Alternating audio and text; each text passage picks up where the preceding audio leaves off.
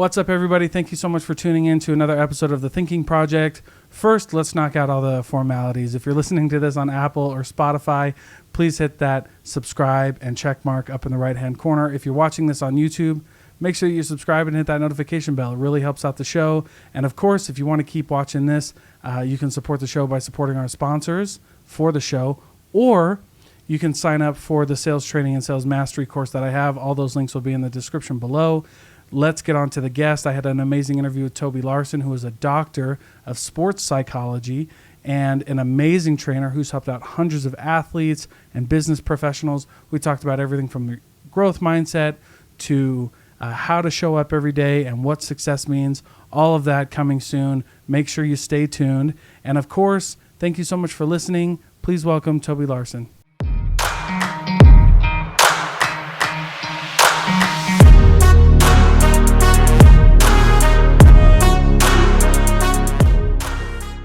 All right, we're rolling, Toby. Thanks so much for being here.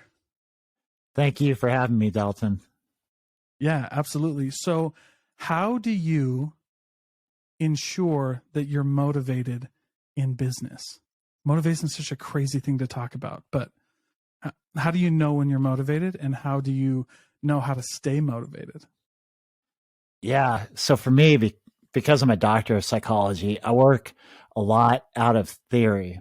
And so there's a few theories that can help explain why motivation might be an issue for an individual business owner. One could be this theory called self-efficacy, which is kind of a theory around self-belief, that you truly think that what you're going after is achievable by you. And so in that case, there's a few different sources that you're going to want to pull from to get that kind of efficacy. One is you want to pay attention to your past wins. You want to make sure you keep a list of those and you actually identify them and make them somewhat significant, because that's going to feed a lot of your motivational fuel to keep going forward. Success brings success. There's science behind it, and it's one of those things anecdotally we know pretty well. How you talk to yourself really matters. Now it's kind of crazy though. You don't need to be always positive, but you do need to be action focused.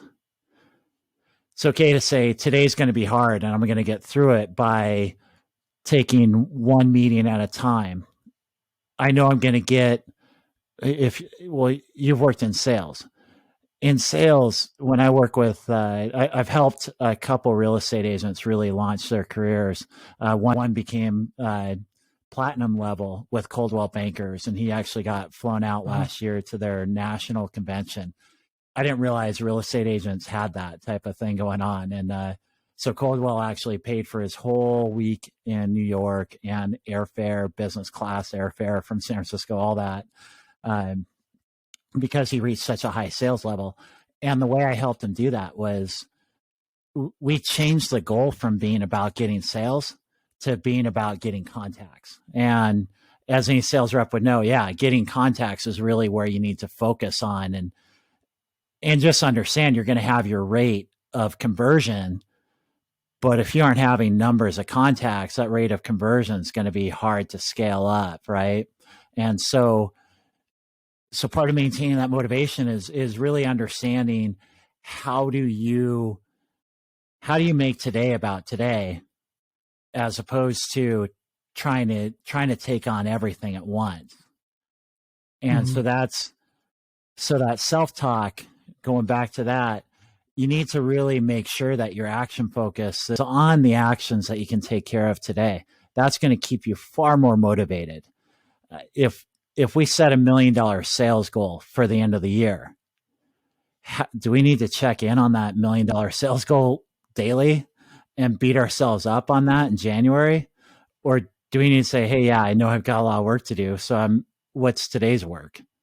Because ultimately you want to feel accomplishment on a daily basis. And so it's making sure that you're setting up for yourself just a daily standard of what works for accomplishment for me, for this business, and then talk to yourself in a way that's really keeping you focused on what you need to get done today and keeping it action focused. So it's okay if you're, hey, yeah, you're going to, this is going to be a whole bunch of rejections today. And I'm cool with that. Right. That's that type of self-talk. Yeah. Learning how to interpret how your body feels. I mean, we get those moments where we get stressed out and maybe we start to feel the sweat on our upper lip and wherever you sweat. For me, it's the upper lip. For a lot of people, they actually benefit because it's above the eyebrows, which I think is easier to deal with. Yeah, that's good. That's funny.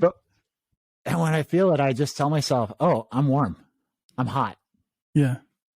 As opposed to like interpreting that sweat as being nerves. And then, oh, if I'm having nerves, now there's something that's risky to me or dangerous to me. Well, that's gonna send me down the wrong path. Where if I can just, oh, I'm sweaty. Well, I guess a long sleeve was the wrong choice. Okay, well, we're gonna go anyway. Yeah, that's kind of like that reframe in your mind of like not nerves, but like just telling yourself like I'm just hot or whatever. Like in this case, right? Exactly. Wow, just that's cool. Explaining it in a way that's beneficial for you and actually is logical as well. And then having a model to follow. When I started out as being a sports psychology consultant with athletes, I really didn't have a model to follow. So my first day walking into American Kickboxing Academy with my first client that I worked with there, I go in, I sit next to Javier Mendez, who's one of the founders, owner of AKA, and being green, I just tell him, hey, I'm a sports psychology consultant. I could do a lot of things for you down here. Luke Rockhold's sitting right next to him. Luke stands up and he goes, if anybody needs you, they don't belong here. And I was like, oh, wow. I just got kicked in the head by the future world champion is kind of how it felt. Well, Luke Rockhold can suck it, dude. I don't like that guy as a person. So he could probably kick my ass, but I still don't like him. He has a persona that he gets that response from people, but I'm going to tell you, he is one of the most incredible teammates I've ever met. That guy will really. Yeah, if you're on his team, if you're part of his team, at Team AK, he actually he's done a lot of things for a lot of the guys there, either helping them with various training things, or he's actually made calls to sponsors for people. Wow. Yeah, he's actually. Right, I guess that's my visceral response. I guess that's my humility moment, because I'm sure I guess you're right. He probably is a good guy. I just don't like in the public. You know what I mean? When you see him on the UFC, I'm like, what the freak, man? Why are you being like that? But I guess if you're helping out your homies, I guess that's all that counts. So, yeah, Luke's the guy that if you're on the wrong side of, he's that's not fun. He can definitely do it up like the best of them for sure. Right. That's crazy. But, so tell us a little bit about your story, Toby. Doctor of psychology. Right. You work with professional athletes. Obviously, we just mentioned a couple of the people that you've been in proximity to as far as like the UFC. We met at lunch a few weeks ago and you were talking about the UFC. But tell us just how you got to this point, man. How did you get here and what made you want to choose psychology, all that good stuff? Yeah. So actually early on, back in the late 90s, I moved out to San Francisco and started working in tech. So I actually have a background in enterprise software.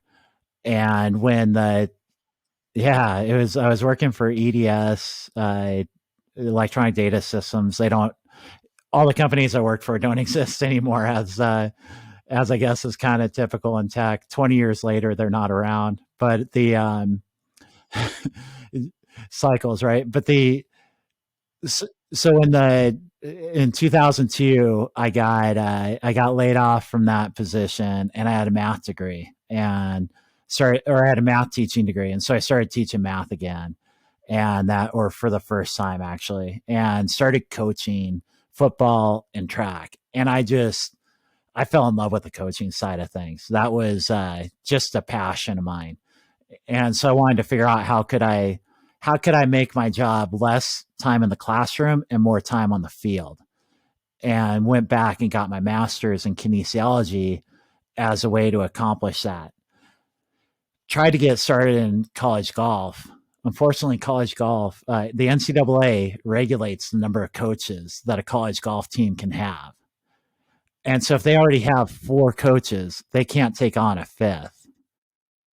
Every team already had all Wow. 4 coaches. All 16 teams in the Bay Area had all 4 coaches. So it was pretty clear that that runway was gone instantly. Like essentially the first week of grad school, I realized, yeah, there's no way of getting in on this. After about the first month and a half of grad school, I'd read my sports psychology book cover to cover, like everything. Did the homework problems. Asked my instructor if she had the answer guide. She's like, "There's no answer guide for this." I'm like, "Well, why are there questions in the book?" But I mean, having been a math teacher, right?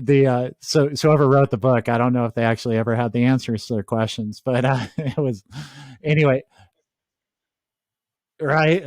So I realized, but I realized pretty quick as part of the sports psychology book was the whole thing on aptitude, and I realized, wow, if you're this into this, there's an aptitude here worth pursuing. Fortunately, as I was coming home one day, just randomly, bumped into a former student and athlete of mine at the grocery store. He was getting Adam Piccolotti. He was getting ready for his first fight, for his pro debut. And I said, "Hey, I'm doing this sports psychology class. Would you want to see if this stuff works for you?" And he said, "Yeah, absolutely. Let's do it." So we started working for, gosh, the next 6 months, just weekly meeting in my living room and just doing sports psychology and doing basically going through the textbook and giving him every single intervention that I had. And he propelled pretty quick. He ended up he ended up going, I think it was 8-0 or 9-0. Made it into Bellator, made it onto the TV card. Uh, and then and then it's athletics. So we want to win every single fight, and that just doesn't happen. So, but he's had a great career since. And Hmm. then he's the one who actually brought me down to AK, who got me into American Kickboxing Academy. And because I was working with a fighter who was on the rise and people were seeing him win, they gave me the chance there as well. And I kind of became the resident sports psychologist for American Kickboxing Wow, that's Academy. crazy. And let me So, talk real quick about. Oh, go okay, go ahead. ahead. Go ahead. No, no, no. Go I was ahead. going to.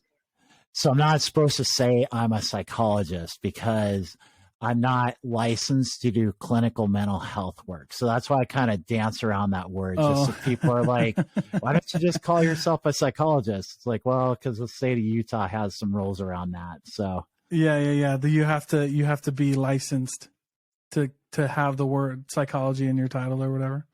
yeah, it's That's like just a funky. yeah, That's right. just a funky. I mean, I get it, but I don't know. It's just a really fun. Don't get me started on all that political stuff. But, I will but I, just say I met the president of the American Psychological Association when I was at yeah, the Anti Sigma Summit for the Huntsman Institute. Uh, yeah. and he said, "You're a psychologist." In my mind, I would call you a psychologist. So, Well, yeah. I mean, if you got all of it there, yeah, and then you're just missing whatever paid thing they make you do. That's crazy though. So my question is, when you're going through these athletes, right? And you're talking to them about the psychology behind the fight. What's that like? yeah. So, a lot of it's really making sure that their preparation is what it should be. And so that took a that took some experience to really understand when they're telling me the right thing or when they're telling me something that they want me to believe. And that's how I realized really quick I gotta also work with the coaches, and I kind of need to take more of a 360-degree perspective on these athletes that I'm working with. When you say preparation, are you talking about like actual physical preparation? Like if you're in a fight, you're sparring, you got jujitsu one day, you got boxing one day, you got weights and whatever one day. So are you talking about like a big piece of the psychology is what you're doing to prep for the fight? Absolutely. So at AKA, our training schedule, yeah. So our training schedule, we did MMA on Monday, Wednesday, and Friday. On Tuesdays, we did wrestling. And I'll tell you, anybody who became a world champ, they never missed Tuesday. Like Oh yeah, that, of course. yeah, that's huge. And Wrestling, then, nobody knows this, but wrestling is the one of the OG, like OG combat sports. Like I wrestled for like 13 or 14 years. I mean, yeah, wrestling, and then you look at almost every one of the champions right now, and they're all wrestlers, with the exception of a couple. But the good ones and the ones we know are all wrestlers. So yeah, but keep going. To your point, go ahead. Oh yeah, no, I mean Cormier was he was a 2-time Olympian. Cain Velasquez, he was, gosh, I don't know how many times he was an All American, right? All the Khabib is just wrestling as a wrestling embodied in a human is what Khabib is. I mean, I don't know. Yeah, I agree with you. But that's interesting that the first thing that you look at when you're looking at the mind of somebody and how they're gonna how their mind is gonna do in an event, you look at how they're actually physically preparing for that event. I think that's super interesting because in business, people think it's just a mindset thing. Like I have to think, but we at least not a lot of the mindset, whatever bullshit mindset coach. I don't know what that means, but like, you know what I mean? But when you look at some of these guys and what they're saying, guys and girls and what they're saying, it's just like how you think, but what you're saying is it really starts with, or at least should, one of the things should be to start with like, how are you actually preparing and what are you actually doing to get ready to show up to something, right? Like how are you practicing? And that's interesting because it's confidence is about like experience and competence, and you don't get that from thinking pretty thoughts, right? Correct. And the side that I was on was, how are they mentally showing up for that practice? So one of the topics, yeah. So one of the topics I've taken deep dives into is the whole the whole concept of deliberate practice. And so that's Anders Ericsson was the kind of the main thing about that. And then you might have heard about it on was the Malcolm Gladwell book, Talent is and everything. I can't remember his book title, but he created the 10,000 hour rule. It's not 10,000 hours that matters. What matters is that your preparation is intentional, and that part of what matters in preparation is how you are in that preparation as well. So I know from past podcasts, you've talked about how you've done sales training, do sales training. Rehearse, you need to rehearse before you go out and see that first customer, right? Now, if I'm rehearsing with my mindset being like, I'm just going through the motions for you, it's like you feel like if I'm just doing the rehearsal to check a box, it's not going to be so good. But if I'm incorporating some of the mental skills like visualization, the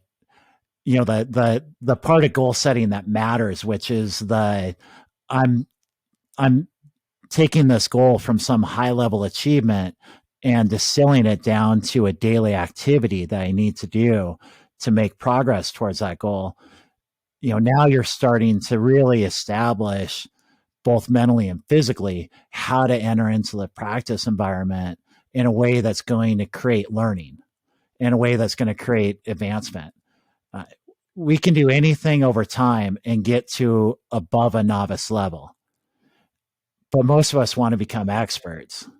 So experts becomes about that inner state, that inner condition you come into practice with. though, because it just kind of all encompasses, right? Like, how are you showing up to practice? How are you, what's your mind like?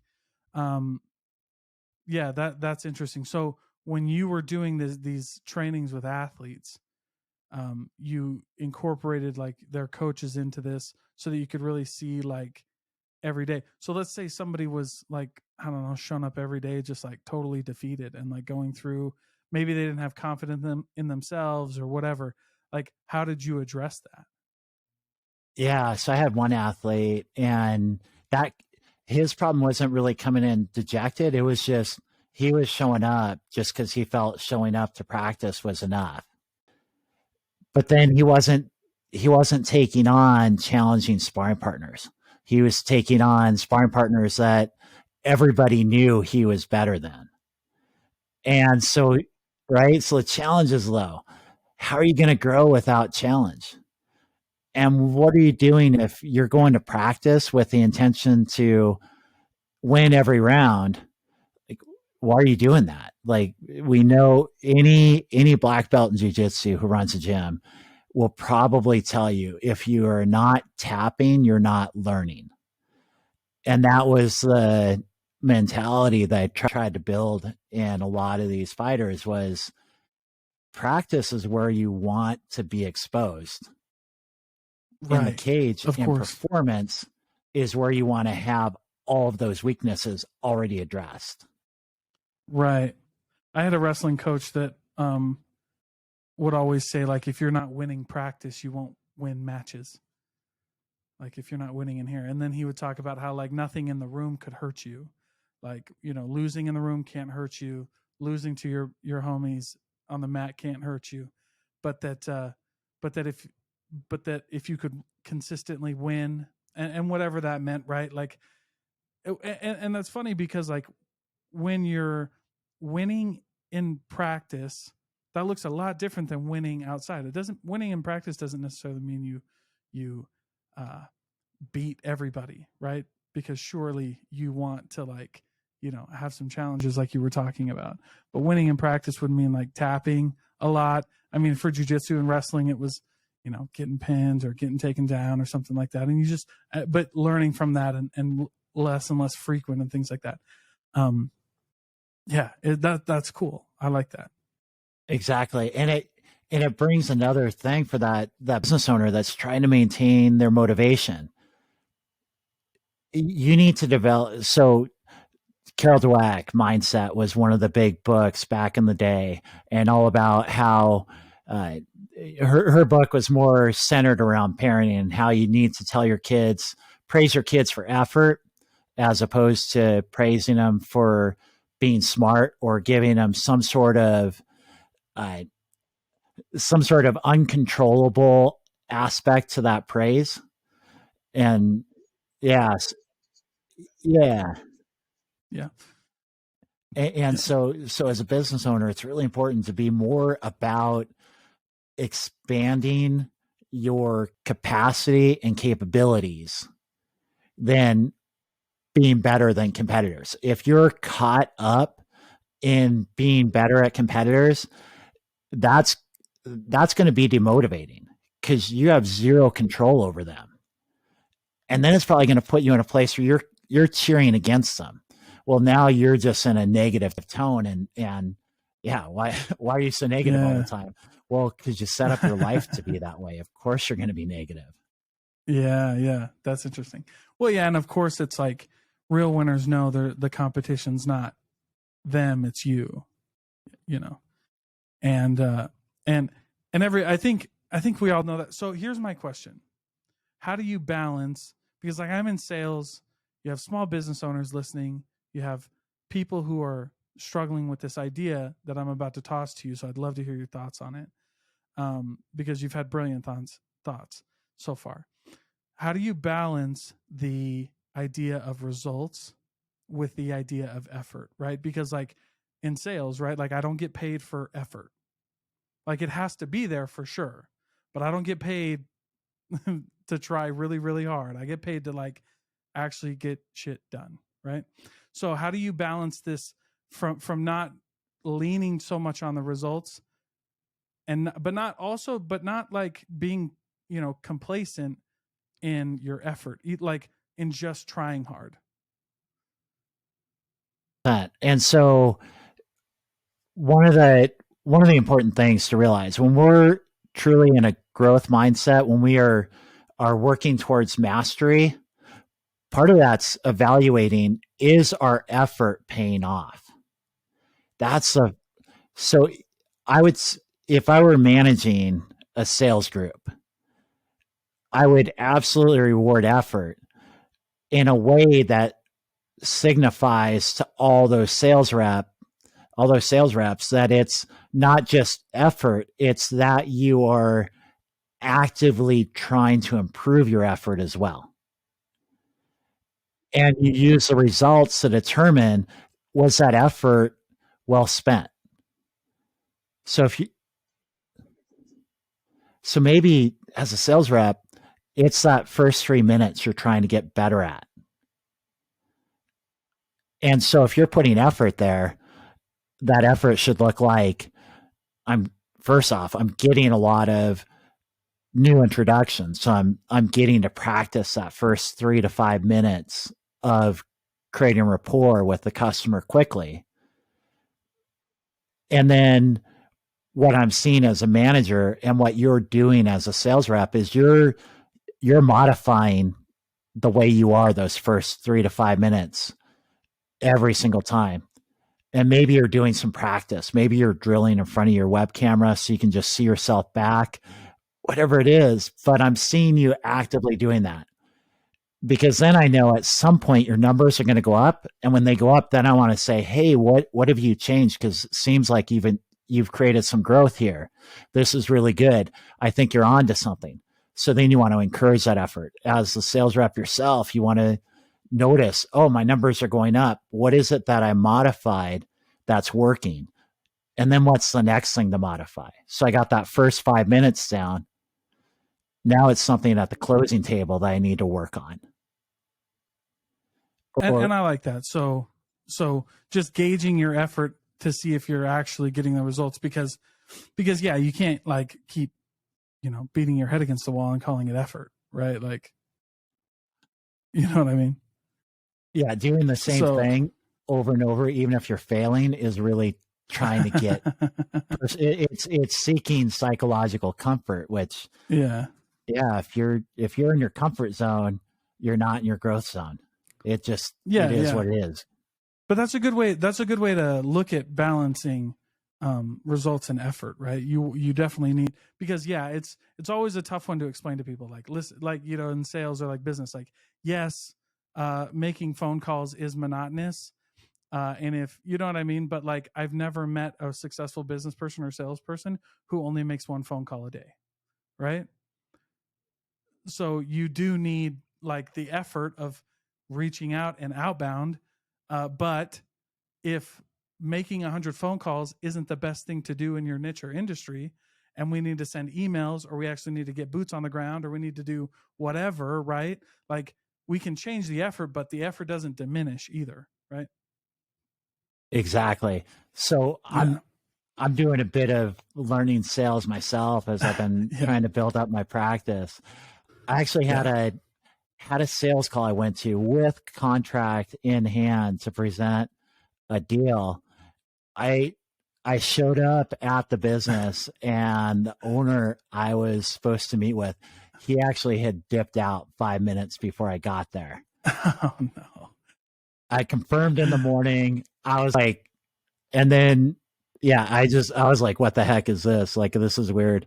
And so when the people at his company were like, oh, he's off at this place, so he's not going to be back, sent the text, sent the call, no response on any of those. As I was driving back to my office feeling dejected, I'm like, hey, wait, this isn't, like, let's not deal with it this way.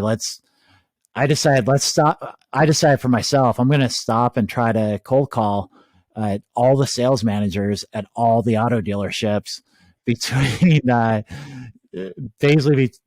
between Sandy and Draper.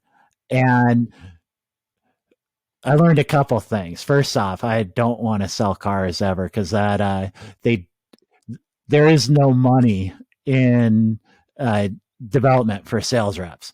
But what I decided was, hey, let's work on one part of this, and let's just go get a whole bunch of reps in, knowing that it was going to be a high likelihood of getting a whole bunch of no's. But I thought, let's get no's that actually are with a reason. And sure enough, by the third dealership, I was being told that, Ford does not provide money for this. Uh, Neither does Mercedes, neither does Chevrolet, nor Honda, nor Kia. So at that point, I realized, okay, this has been enough learning for the day, and bounce from going door to door to the auto dealerships. But that's one way where I show, for myself. I I decided to put in some deliberate practice and put in some effort. The outcome wasn't the outcome. I actually achieved the outcome. I set the outcome at something that was important, which is, if you're going to get a no that's actually meaningful. Don't get a no that's just a ghost. Yeah, right. Well, it's funny, Toby. I was in the car industry forever, and I can tell you that what you're dealing with is true. They don't pay for outside training. Even from, I mean, I take that back. They do pay for outside training, but it's very, very rare, extremely rare. And usually it's only like car specific, like somebody who's been in the car business. Cause like I went back and tried to do like car sales training, and I was like, and I've been in it forever. And I got one or two little ones. But then just realized like, yeah, it's just the car world is the auto sales world is very strange. Especially if you're not from it. So yes, it's they're wild, dude. But good for you for going up there though. Oh, it was fun. I mean, it was after Heck yeah. after the third kind of slam door in your face. No, it was like, hey, this is good practice though. Like, let's just Yeah. keep on going. Yeah, because if a car guy can tell you no, you can take any no after that. Yeah, right. That's funny, dude. I love that. So tell me a little bit more about how you prepare your mind to get in to go to that space of encouragement. And like, you snapped out of it and you were like, dude, this guy just ghosted me. I know he's deliberately ghosting me, right? Because I confirmed it, which is a horrible feeling. I hate that feeling. But then you were like, you know what? No, I'm going to snap out of it. I'm going to go do some cold calls. I'm going to like keep going, right? How do you train your mind to snap out of those decisions? Because like I've always described it as like, you're almost too smart for your own good, because you get in those situations, you're like, I know I should be doing this, but I want to feel shitty right now or whatever. So how do you prepare your mind to be like, I'm going to get in a bad spot and then I'm going to pull myself out of it, and then I really actually need to come out of it? Yeah, this is where I have an unfair advantage of being so deep into sports psychology. One of the most important things is how we explain failure and success to ourselves. And what's really key to that is, if we can explain failure and success as being personally controllable, it allows us to realize that both failures and successes are merely milestones. They don't need to be destinations. They're just part of this ongoing journey that we're on towards some greater, bigger goal that we're shooting for. I mean, and so I knew after being ghosted, yeah, I felt like I got kicked in the stomach and it hurt. And that's why I knew, wait, I'm feeling this. So how am I explaining this? Is this a problem with me? Well, it's a problem with the approach. And so let's try to dial in the approach more. I got curious as opposed to getting frustrated. That's probably really where I shifted my emotion, was from frustration to curiosity. started asking why and made sure those whys were process related, not anything uh, personal or fixed. And that was the other big change I took in that moment. Okay, now where do I apply this to? Luckily, I had free time in my schedule because the sales call I was on ended in about 10 minutes as opposed to being an hour. And I realized, okay, what's a place where I can really go uh, try to understand my process a little bit deeper? Where can I get immediate feedback? And I saw the auto dealerships as a place where, yeah, you're probably going to get immediate feedback. And it was like 2 o'clock on a Tuesday or Wednesday, so I knew the auto dealerships weren't that busy. I wasn't coming in at a time where I was taken away from them. They it was one of those times where you're walking on the lot and there's nobody coming up to you. And so I knew it was a low hour. So I had time. So I got to actually talk to a lot of sales managers, which was great too, because was neat about them is I presented myself and what I did, and then they were just straight up honest with their feedback. They just said, "Look, what you do sounds interesting, but this just I don't think this is for the auto industry." And it was cool. They were actually giving me some micro mentorship, which To pay for it. There's a lot of we could talk. Well, you and I will talk about it afterwards. There's just a ton of ego in that industry, and a lot of it stems from the fact that like almost everybody in the car industry. Excuse me. Let me rephrase that. Almost nobody in the car industry has a degree, but they all have the potential to make six figures, right? And many of them do. And that if you ever walk into a sales meeting, that's probably one of the first things you'll hear. You'll hear somebody in a car sales training meeting go, "None of us have a degree, and look how much money we're making." You'll hear something to that effect.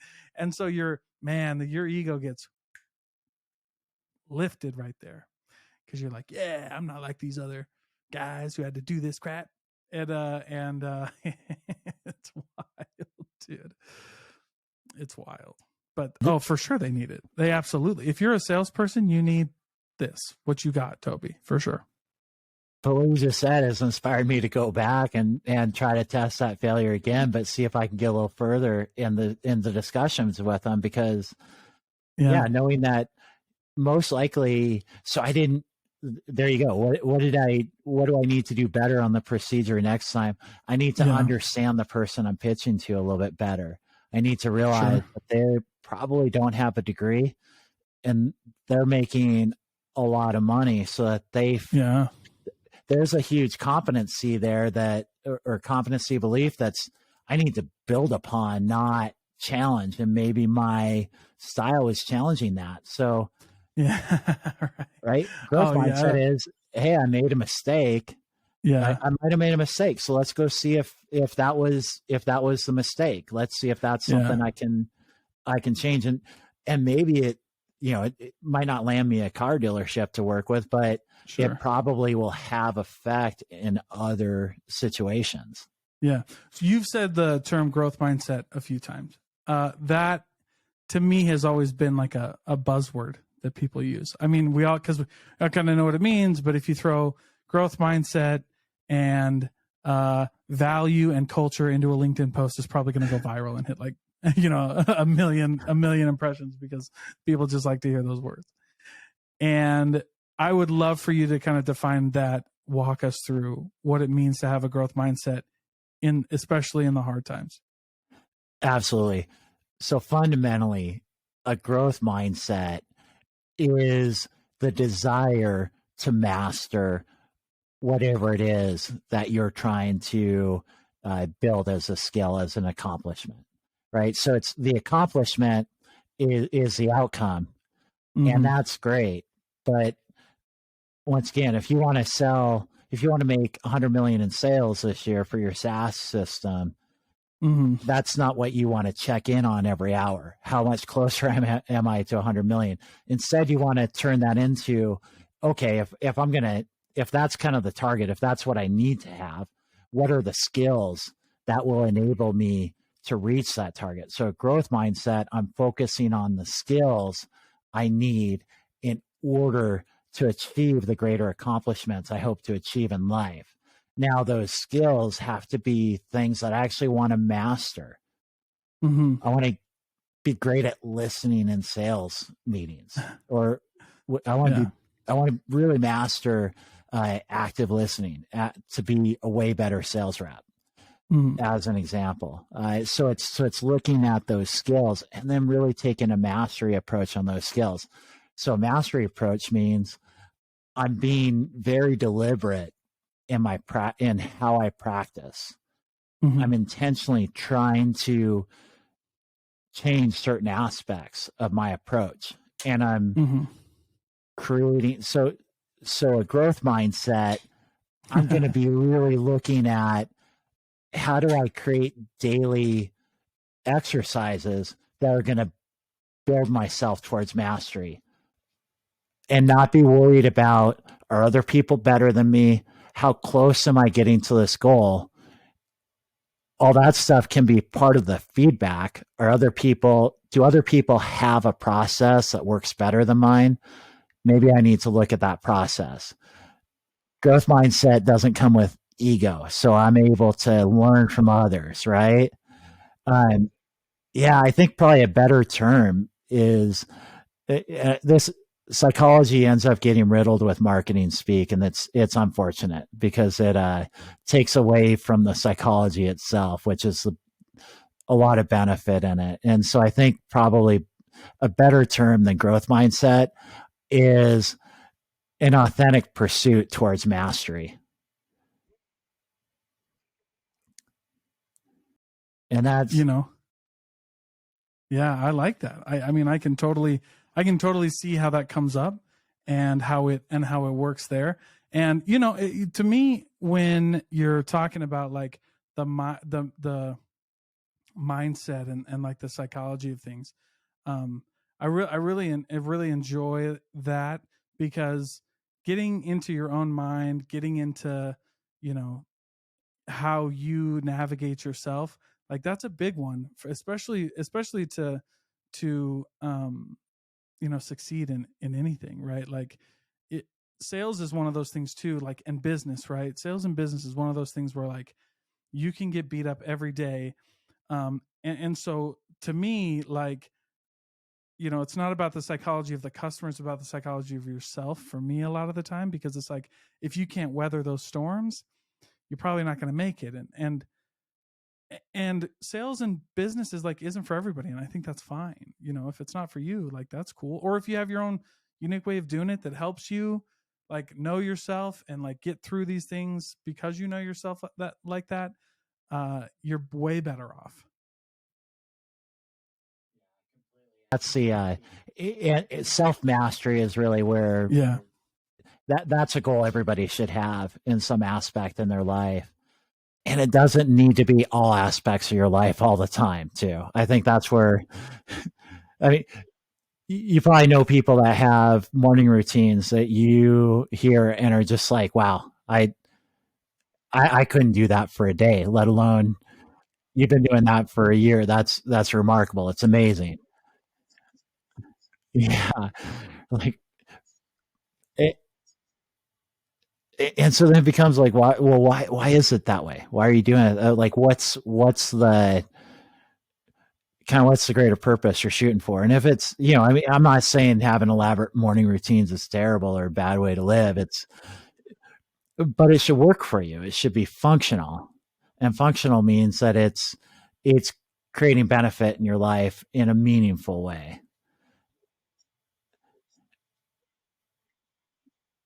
Toby, I really enjoyed talking with you and learning all these really awesome things, and tell everybody where they can follow you, where they can find your services and all that good stuff. Yeah. So I work out of Aspen Valley Consulting, Aspen Valley Oh, nice. Wellness. And I gave you the link to the website. It's, I believe, aspenwellness.org. Yeah. I'm also on LinkedIn as Toby Larson. EDDMS, I think is how the letters come out. I was told put the letters on your profile; they're important. Yeah. And then I'll have all also, of that in the description, boss. yeah, I'm on Instagram at FitMind Training. That's Oh, nice. so when I was I don't hold any certifications currently, but I was certified with ASP and one with the American Association or the Association of Applied Sports Psychology. I was a certified mental performance coach, and then there's certain things that you don't need to spend money on, and that was kind of one of those things that I realized was an expense and not it was a liability, not an asset. So, but I follow their ethical guidelines. So the reason I bring this up, if you go to the tags, you can see a lot of my fight pictures.